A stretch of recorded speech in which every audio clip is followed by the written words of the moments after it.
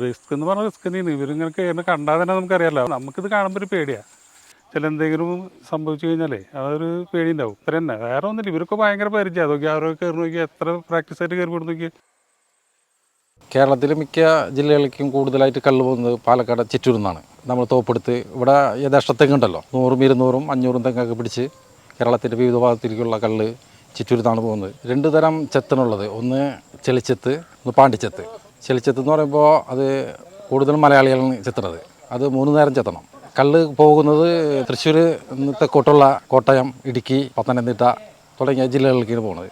പാണ്ടിച്ചെത്ത് എന്ന് പറയുമ്പോൾ 2 നേരം, അത് കാലത്തും വൈകിട്ടും. പുലരി അല്ലെങ്കിൽ അന്തിക്കള്ള്. പുലരിയാകുമ്പോൾ കാലത്ത് 5 മണിക്ക് ചെത്തി 6 മണിക്ക് വണ്ടി ഇവിടുന്ന് പോകും. 50 തെങ്ങ് ഒരാൾക്കുണ്ടാവും. അതിൽ ഫസ്റ്റ് ഒരു തെങ്ങുമ്പോൾ കയറിയാൽ പിന്നെ 30 മരത്തുമ്പോൾ ഇവർ ഇറങ്ങും. വല്ല ചായ കുടിക്കുക എന്തെങ്കിലും വേണമെങ്കിൽ അതവിടെ ഇറങ്ങി കഴിഞ്ഞാൽ പിന്നെ അത് പിന്നെ അവർ കയറും. പിന്നെ കയറപ്പോൾ അതിൻ്റെ ഇടയിൽ കുടങ്ങൾ കെട്ടി വെച്ചിട്ടുണ്ടാവും. അത് ഒരു പെണ്ണുങ്ങളായാലും വരും, അല്ലെങ്കിൽ ഞങ്ങളൊക്കെ ഒന്ന് സഹായിച്ചു കൊടുക്കും അത് ഇറക്കാനൊക്കെ ആയിട്ട്.